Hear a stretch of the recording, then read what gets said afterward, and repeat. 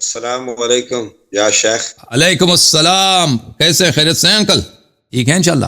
الحمدللہ جی، شکر اللہ کی ذات کا. آپ سنائیے گا. اللہ تعالیٰ کا احسان ہے. ٹھیک تھینک یو سر. اللہ کا احسان ہے. شکر ہے اللہ کا. بہت مہربانی آپ. صحت بات ہو گئی ان سے؟ ٹھیک ہے. کوئی پروگرام بنا ہوا ہمارے ساتھ وہ مناظرے کا؟ لیکن میں آپ کے لیے ایک ایٹم بم لا رہے ہیں انشاءاللہ. آپ کا صحیح جو ہے نا آپ کا. اچھی بات ہے. علمی گفتگو کے ہمیشہ مشتاق ہوتے ہیں. ویسے ہمارے بہت بڑے وہ عالم اور مناظر ہیں. اگر وہ ایگری کر گئے نا، وہ اتنے یوٹیوب پر مشہور نہیں ہے، لیکن اس طرح نہیں. ان کے مناظرے پڑے ہوئے لیکن خود سے چینل نہیں بناتے. ان کا نام ہے حافظ عمر صدیق صاحب ہیں، اہل حدیث. عمر صدیق وہ نہیں آئیں گے بھائی، مجھے نہیں لگتا بھائی. شاید آ جائیں. اچھا. پہلے انہوں نے یہ کہا تھا کہ آپ پاکستان آ جائیں نا. اگر مناظرہ کرنا ہوتا تو یہ شرط نہ لگاتے کہ میں آپ کو پیسے دوں گا پاکستان گیا تھا.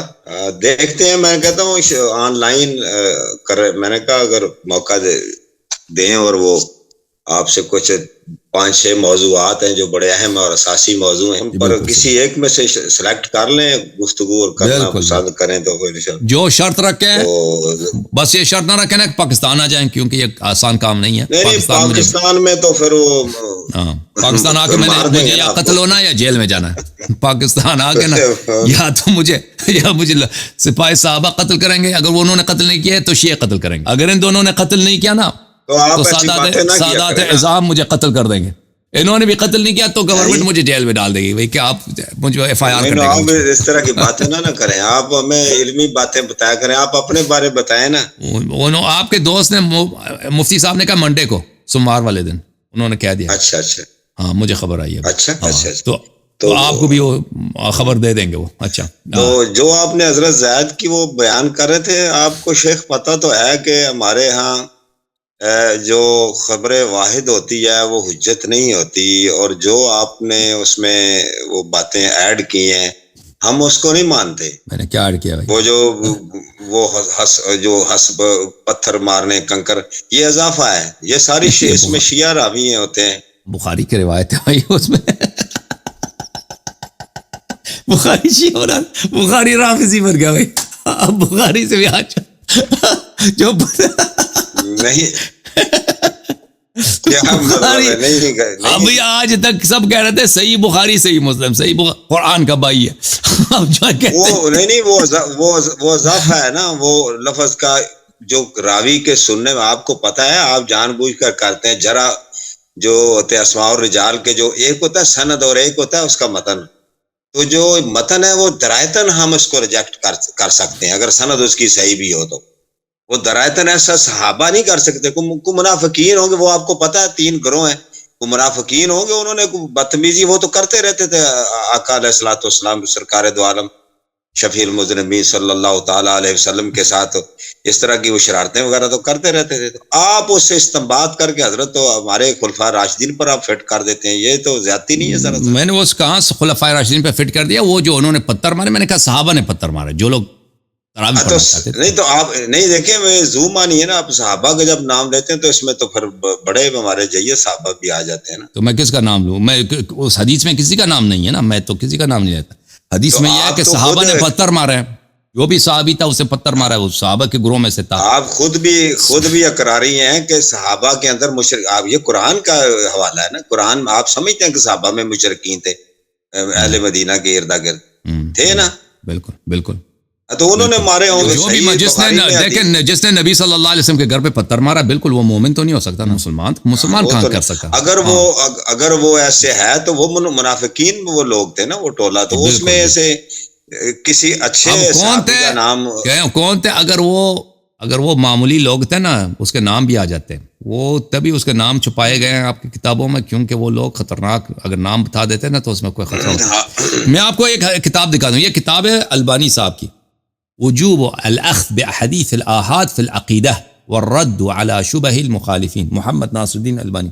یہ خبر دیکھیں، یہ عقیدے کی بات ہو. عمل میں تو خبر واحد حجت ہے، یہ تو سب کہتے ہیں عمل میں.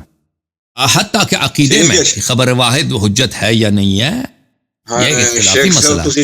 محدثین کہتے ہیں کہ محدثین فرماتے ہیں کہ یہ خبر واحد حجت ہے عقیدے میں. لیکن یہ کس کا قول ہے کہ یہ حجت نہیں ہے عقیدے میں؟ وہ متکلمین کا قول ہے. ٹھیک ہے نا. اہل کلام کا، لیکن محدثین تو سب کہتے ہیں کہ خبر واحد حجت ہے.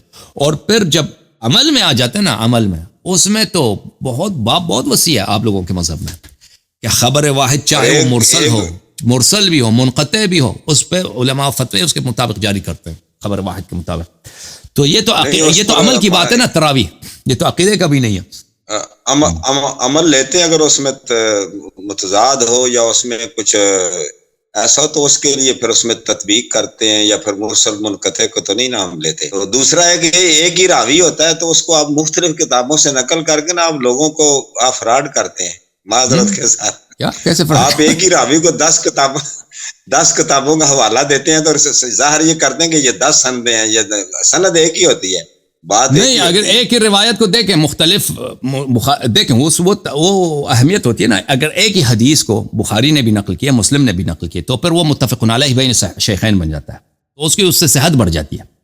صحت کے مختلف درجات ہیں. ایک حدیث وہ صحیح ہے جس کو مثلا صحیح ہے لیکن بخاری مسلم نے روایت نہیں کیا، صحیح ہے لیکن وہ اس کی اتنی اعلیٰ درجہ نہیں ہے. ایک بخاری ہے اور مسلم نے روایت کیا، یا مثلا صرف بخاری نے روایت کی یا صرف مسلم، یہ اس سے زیادہ بہتر ہے. جو ترمذی نے روایت کی، بخاری مسلم نے روایت کی. ایک وہ حدیث ہے جو بخاری نے بھی روایت کیا، مسلم دونوں نے روایت کیا، تو یہ اس سے اس کی جو ہے صحت بڑھ جاتی ہے. اور ایک ایسی حدیث ہے بخاری نے بھی روایت کی، مسلم نے بھی، ابو داؤد نے بھی روایت کی، فلان فلان فلان 10 بڑے بڑے محدثین نے روایت کیا، تو ایسے پتہ ٹھیک ہے سند ایک بھی ہو نا، اس سے پتہ چل جاتا ہے کہ یہ حدیث جو ہے ایک ایسی حدیث شاذ حدیث نہیں ہے، یہ محدثین کے ہاں کافی مشہور، معروف اور معتبر حدیث ہے. اس کی وجہ یہ ہوتی ہے اگر ہم ایک ہی حدیث کو مختلف کتب سے دکھا دیتے ہیں. ٹھیک ہے نا. اچھا شیخ صاحب، نماز جو آپ پڑھتے ہیں اور جو 5 وقت اہل تشیع و اثنا عشری، یہ جو فرائض ہیں یہ سارے جو احناف بھی پڑھتے ہیں، یہ اسی طرح یہ جیسے مجھے نہیں معلوم احناف کیا پڑھتے ہیں. دیکھیں فرائض میں عرض کرتا ہوں، یعنی میں عرض کرتا ہوں نا تھوڑی سی 1 منٹ کے لیے صرف آپ اس کا جو مختصر جواب ہو جائے گا. فجر پڑھتے ہیں 2 رکعت، ٹھیک ہے. 2 رکعت ہم سنت پڑھتے ہیں، اس کو مطلب تقییدی کہتے ہیں نا، مؤکدہ لازمی پڑھتے ہیں. 2 سنت 2 فرض. پھر ہم ظہر پڑھتے ہیں 4 سنت کو ہم مؤکدہ کہتے ہیں، یعنی تاکید کے ساتھ پڑھنے کی ہے سنت ہی کہتے ہیں، اور 4 فرض پڑھتے ہیں. پھر عصر پڑھتے ہیں، اس میں 4 فرض پڑھتے ہیں، اور مغرب کو 3 فرض پڑھتے ہیں، اور عشاء کو 4 فرض پڑھتے ہیں، اور 3 وتر پڑھتے ہیں. آپ کے ہم 1 وتر ہے، اور اہل حدیث بھی 1 وتر پڑھتے ہیں. تو کیا نماز اسی طرح یہ یعنی 2 فرض 4 فرض پھر 4 فرض 3 نماز ہے؟ پھر اس کے اندر رفع یدین کے بارے بتائیے گا آپ کیسے کرتے ہیں؟ رفع یدین آپ کس کو بولتے ہیں؟ ہم رفع یدین ہی ہے نا ہمارے یہاں کرتے ہیں، جب ہم تکبیر تحریم کرتے ہیں اللہ اکبر، ہمارے ہاتھ باندھتے ہیں، آپ ہاتھ کھولتے ہیں، تو پھر رکوع میں جاتے ہوئے رفع یدین، رکوع سے اٹھتے ہوئے رفع یدین. کیا آپ سجدوں میں بھی رفع یدین ہر رکن پہ آپ رفع یدین کرتے ہیں؟ آپ کی خدمت میں عرض کروں کہ جہاں تک نماز کا تعلق ہے، دیکھیں نماز فجر ہے 2 رکعت جو واجب ہے، ٹھیک ہے نا. اس سے پہلے 2 رکعت مستحب ہے، نافلہ، فجر کا نافلہ مستحب ہے. نماز ظہر 4 رکعت ہے جو فرض ہے.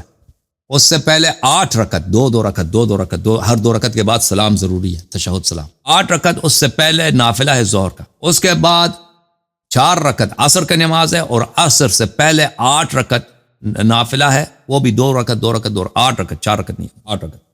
اس کے بعد مغرب ہے، اور مغرب کی صورتحال یہ ہے کہ اس میں 3 رکعت واجب ہے نماز ہے، اور اس کے مغرب کے جو نافلہ ہے مغرب کے بعد ہوتا ہے. مغرب کے بعد 4 رکعت مغرب کا نافلہ ہے. اور ایک اور بھی نماز ہے، نماز غفیلہ جس کو بولتے ہیں، وہ بھی مغرب اور عشاء کے درمیان مستحب انسان پڑھے، وہ 2 رکعت. اچھا، اس کے بعد عشاء کی جو نماز ہے 4 رکعت ہے، اور اس کا جو ہے اس کے بعد اس کا جو نافلہ ہے 2 رکعت بیٹھ کے یا 1 رکعت کھڑے ہو، 2 رکعت بیٹھ کے یا 1 رکعت کھڑے ہو گئے، وہ اس کا نافلہ ہے. یہ نوافل ہے. اس کے بعد تہجد کی نماز ہے 8 رکعت، جو نصف شب کے بعد، آدھی رات کے بعد 8 رکعت تہجد کی نماز ہے یا صلاۃ اللیل، 2 رکعت شفع کی نماز ہے، اور 1 رکعت وتر، یہ 11 رکعت یہ بن گئی. یہ نماز ہے.